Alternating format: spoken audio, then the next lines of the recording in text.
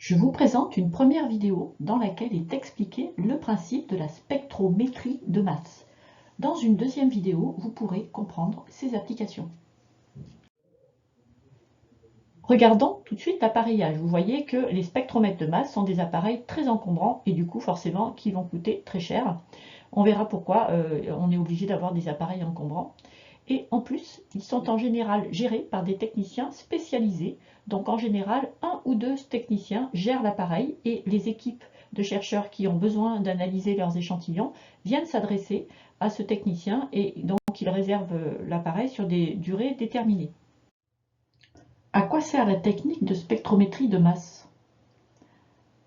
Un premier objectif, c'est la détermination de la masse moléculaire d'une protéine nouvellement découverte. Je peux aussi me servir de la spectrométrie de masse pour identifier cette protéine que je viens de découvrir.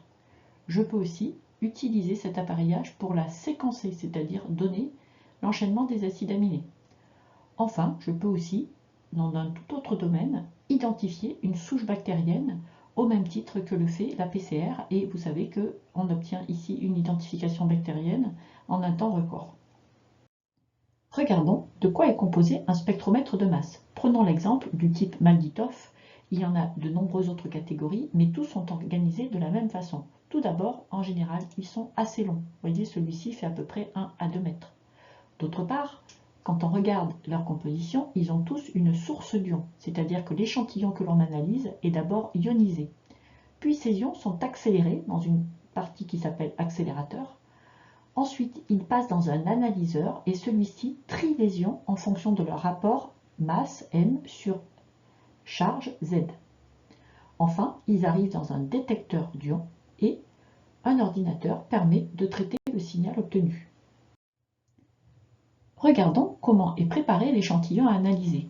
Que ce soit une protéine, que ce soit une colonie bactérienne provenant d'une culture, à chaque fois, je dois mélanger l'échantillon à une substance qui s'appelle matrice. Nous comprendrons tout à l'heure pourquoi. Puis, le mélange échantillon-matrice est déposé dans un tout petit puits que l'on voit ici à l'aide d'une micropipette. On voit bien que, vu la taille du puits, la quantité d'échantillon nécessaire est vraiment minime. Regardons comment est préparé l'échantillon. Tout d'abord, le mélange matrice-échantillon que l'on voit à gauche, l'échantillon est en jaune, la matrice est en bleu. Cet échantillon est éclairé par un faisceau laser puissant. Cela provoque un échauffement qui transforme l'échantillon sous forme solide en état gazeux. Donc ça, c'est la première étape, c'est l'étape qu'on appelle de sublimation. Puis, l'échauffement crée des chocs entre les molécules à analyser et la matrice, ou entre les molécules à analyser tout court, et cela provoque le passage de protons de la matrice vers la molécule à analyser. Donc on dit qu'il y a ionisation de la molécule à analyser. Donc retenez bien, 1. L'étape de transformation solide-gazeux, 2. Acquisition de protons. Donc ces molécules à analyser sont chargées positivement. La source que nous venons de voir s'appelle MALDI, mais ce n'est pas la seule, il en existe beaucoup d'autres modèles. MALDI signifie Matrix Assisted Laser Desorption Ionization. Une fois ionisées, les molécules chargées positivement sortent de la source. Elles entrent alors dans une zone appelée accélérateur, où elles sont attirées par cette grille chargée négativement.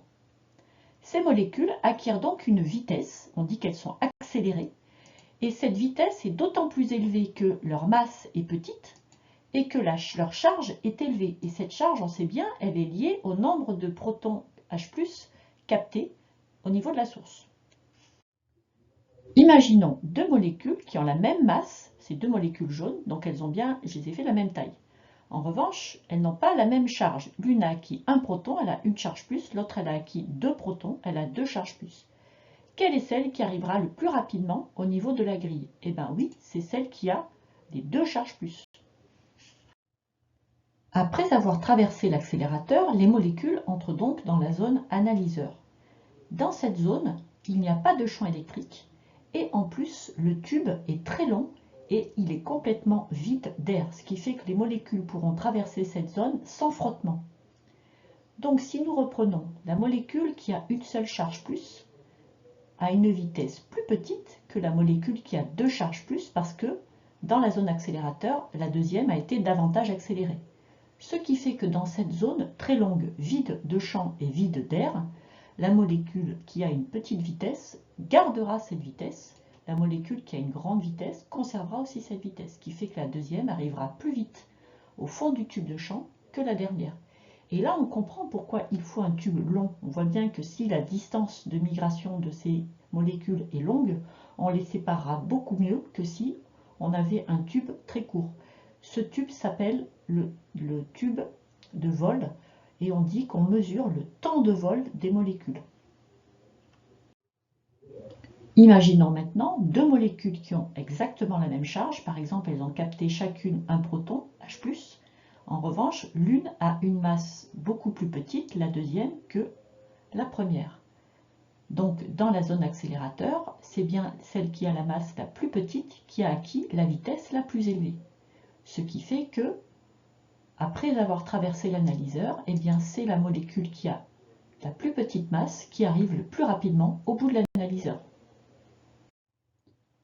À la fin de l'analyseur se trouve un détecteur à ions, c'est-à-dire qui détecte les charges positives qui arrivent.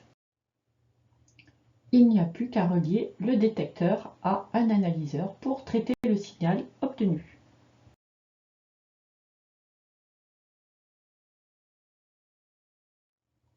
Un petit quiz avant de terminer.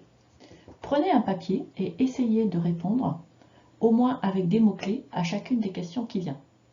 Premièrement, citez les composants d'un spectromètre de masse. Écrivez chacun des termes pour que vous les reteniez bien. Mettez sur pause le temps d'écrire. 2. Expliquez ce qui se passe dans la zone source d'ionisation. Pareil, prenez le temps d'écrire, voire même de faire un petit schéma pour bien expliquer les deux phénomènes qui s'y produisent. 3. Pourquoi est-il important que les molécules analysées soient sous forme gazeuse? Essayez de mettre au moins des mots-clés. 4. Pourquoi est-il important que les molécules analysées soient sous forme ionisée? Enfin, expliquez comment sont séparées les molécules dans la zone analyseur. C'est la fin de cette vidéo. Je vous invite à regarder la vidéo 2 pour en savoir plus sur les applications de la spectrométrie de masse.